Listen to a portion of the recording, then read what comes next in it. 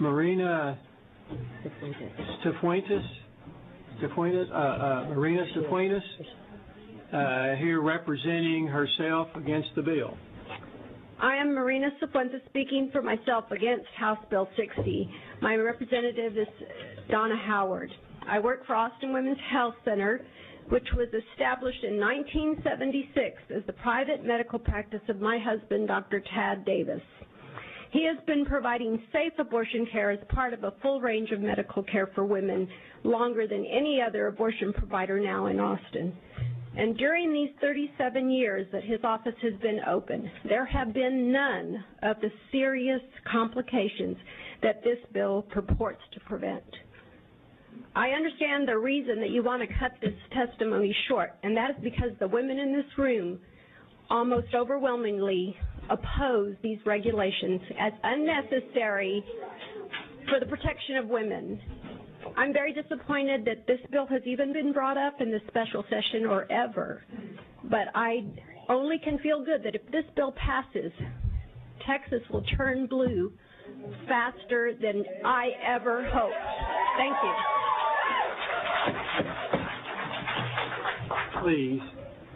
Please. Who's my next witness?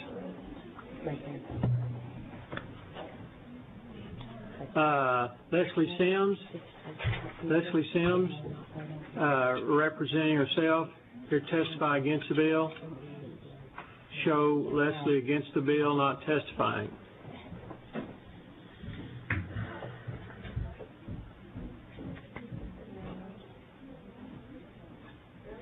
Sarah Seaman? I'll get it right in a minute. Here representing herself, testifying against the bill. Okay. I don't want you to take up any more of my time because you guys have been stopping people at 2 minutes and 2 minutes 40 seconds. We've been timing it. All right.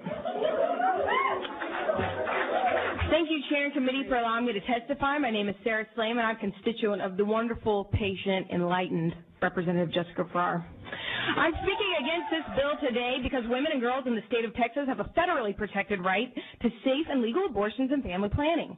These are rights which members of the Texas legislature are trying to erase in a cowardly and barbaric fashion once again. Some of you or your staff may recognize me. From January to April of this year, I visited your offices along with my colleagues for the passage of House Bill 1703. This bill would have abolished the death penalty in the state of Texas. All session, you representatives had an opportunity to demonstrate your pro-life principles to me and my fellow Texans. At the end of the session, the overwhelming majority of you were approached and declined to do so. Your hypocrisy reeks. You choose to preside over a state that executes and imprisons innocent people. You bear responsibility for the state that still ranks dead last in high school graduates, 50th in adults and children without health care, the state with the worst CO2 pollution and prenatal health care. Most of you are not physicians. Most of you are lawyers, small business owners, or at this point, career politicians. In the 82nd session, you amateur gynecologists mandated the rape of childbearing-aged women seeking abortions with Senator Dan Patrick's transvaginal ultrasound bill. Yes, in this political theater meant to avoid facing the failures of our state, you thoughtlessly mandated rape. Most women who seek abortion seek them early on, and by then the fetus is too small to detect without inserting a vaginal probe. This did not concern you or matter to you because you are not doctors, and most of you are not women. This did not concern you. A year later, in this 83rd session, many of you are attempting to shutter almost every single door leading to safe and legal abortion. Our Lieutenant Governor David Duras has been the most plain about this mission. You will hear from many white, middle-class women like myself about House Bill 60 because we are privileged enough to be here, unlike the rural and poor women of Texas who will be destroyed by this bill. They are not so lucky to be noticed by you, our physicians of invention. They can't donate to your campaigns, and now they'll be forced to give birth as punishment.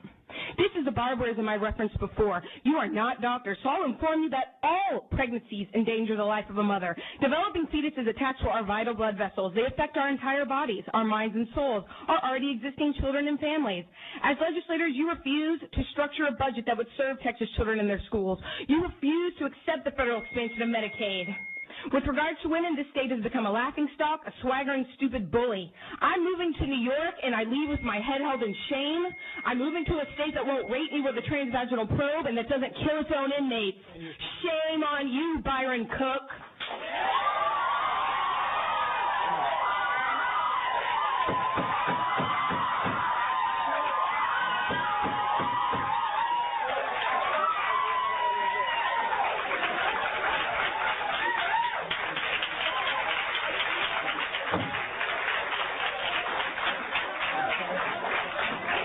know, this committee has always treated everybody that came before it respectfully. Always have. We've always treated people respectfully, and the dialogue from this dais has been respectful all night long. But if there's any more outbursts like we just had, which was totally disrespectful, then that will conclude all testimony. Okay. I'm going to conclude the testimony on. My name is Tricia Lynch. I am a citizen of Texas. At this time, I want to.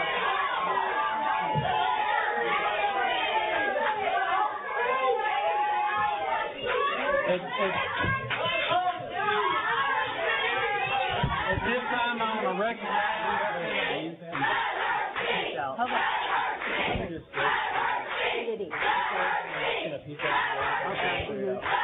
We're going to stand at ease for 4 minutes.